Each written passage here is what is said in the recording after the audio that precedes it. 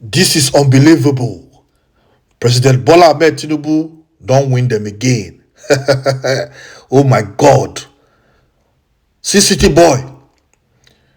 The man when he nominate as the new INEC chairman, when news they go around say that the man be the lead counsel for the last election petition tribunal for APC, when they talk about since we make Senate now confirm the man as the new INEC chairman. My country people, everywhere does scatter. The man name and this one they talk about so now resemblance. Tinubu don't win them again. Good day to you all, and warm greetings from me and all of us in Everyday People's Voice, where we bring you breaking and latest news in politics, current affairs happening around Nigeria, closer to you. You know we lead and other follows.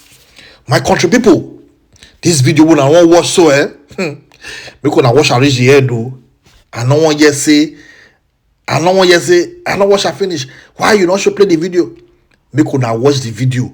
Una go see the way they take analyze this matter, how they take break am step by step to show una, to prove to una say President Tinubu not be waiting una to say he be.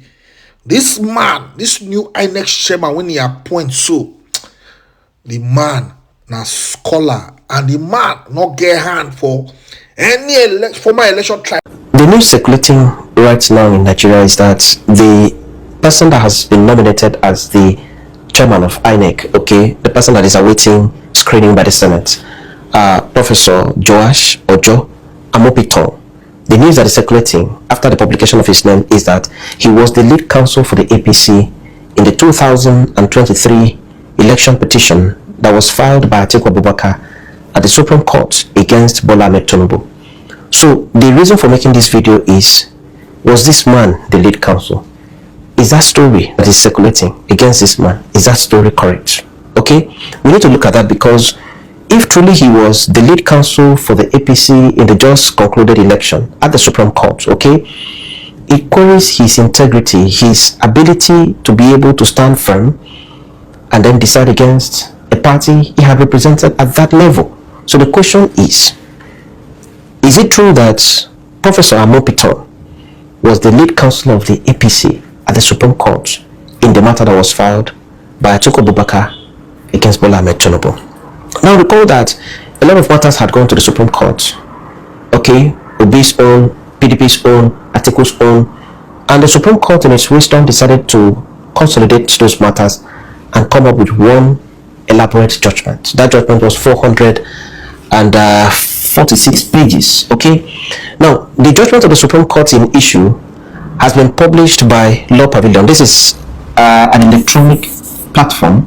It's very familiar with lawyers and judges in Nigeria and beyond, okay. So it's our own, it's an indigenous electronic platform that publishes judgments of the Supreme Court and of the Court of Appeal, okay. There is no judgment of the Supreme Court that was decided last year that has not been published by Law Pavilion. So I made a search on Law Pavilion to check if truly Professor Amopiton was the lead counsel of the APC in that matter, or if he was counsel at all for any of the parties in the matter. These are the names of the justices of the Supreme Court that sat on the matter, 7 of them, because it's a constitutional matter that was decided. So when the matter to be decided is a constitutional matter, you have 7 justices of the Supreme Court sitting, okay, as against 5 that sit on regular matters. And what you have here is the names of the parties. This is Atiku Abubakar as the first appellant. Second appellant is People's Democratic Party, and the first respondent is INEC. Second respondent is Bola Ahmed Tinubu, and third respondent is All Progressives Congress. And the news that is circulating is that Professor Amopiton was counsel for All Progressives Congress in that matter at the Supreme Court of Nigeria. This is the lead judgment that was delivered by Honorable Justice John Inyekoro and concurred by his brother justices, 6 of them, at the Supreme Court. Now, in every judgment of the courts, at the end of that judgment, the last page of that judgment, after the judge has signed off, given the final verdict and signed off, what you basically see is the names of the counsel that appeared in the matter. It's normally called appearances, okay? You have complete names of all the lawyers that appeared in that matter before the Supreme Court to do the matter. And this is it. This is the complete names of all the lawyers that appeared in that matter, okay? Now, we ask the question, is Professor Amopiton's name among the lawyers that have been published here in that judgment? Let's look at them one by one. Appearances: Chief Chris Uche, Senior Advocate of Nigeria; Ayitayo Jegede, Senior Advocate of Nigeria; Professor Michael Zokome, Senior Advocate of Nigeria; Nela Andemewa Rabana, Senior Advocate of Nigeria, with Ahmed Ways Esquire for the appellants, that is for Atiku and for the PDP. Next is what you see, the names of the lawyers that appeared for the first respondent. Who was the first respondent? INEC, okay? So, who were the names? A.B. Mahmood, Senior Advocate of Nigeria, that's the former president of the Nigerian Bar Association; Dr. Kemi Dr. Kemi Penario, Senior Advocate of Nigeria; Abdullahi Aliyu, Senior Advocate of Nigeria; S.O. Ibrahim, Senior Advocate of Nigeria; Aminu Sadauki Esquire, and Wendy Kuku for the first respondent, that is INEC. Next, you see the names of the lawyers that appeared for Bola Ahmed Tinubu, who was the second respondent, right? Who were there? Chief Wole Olanipekun, Senior Advocate of Nigeria; Yusuf Ali, Senior Advocate of Nigeria; Yusuf Islam, Professor of Law; Emmanuel Okala, Senior Advocate of Nigeria; Professor Taiwo Osipiton, notes, Professor Taiwo Osipiton, Senior Advocate of Nigeria, with Akintola Makinde Esquire for the second respondent, that is for Bola Ahmed Tinubu. Now let's go to the names of the lawyers that appeared for the APC. Chief Akin Olujimi, Senior Advocate of Nigeria; Chief Charles Edosuwan, Senior Advocate of Nigeria; Chief Adeniyi Akintola, Senior Advocate of Nigeria; Chief Afolabi Fashenu, Senior Advocate of Nigeria; Olumide Olujimi Esquire for the third respondent. Who was the third respondent? APC. Now, from what I have shown you here, the name of the gentleman that has been appointed as INEC chairman designate is not here. His name is not here. Okay, now let's look at the APC, the appearance for APC, because the allegation is that he was lead counsel for APC. Lead counsel will mean that his name will be here. Okay, just like you have the name of Wole Olanipekun here, Senior Advocate of Nigeria, that was the lead counsel. A.B. Mahmood SAN was the lead counsel for INEC, and Chief Chris Uche was the lead counsel number one, the person that led others for the appellants. So this is for APC. The name of Professor Joash Amopiton is not here as the lead counsel for the APC. It's not even here. You look at it. You can zoom your phone and check it, because I'm taking this exactly from the judgment of the Supreme Court. The name of the gentleman that has been nominated as the INEC chairman designate, his name is not even here among the lawyers that appeared for the APC.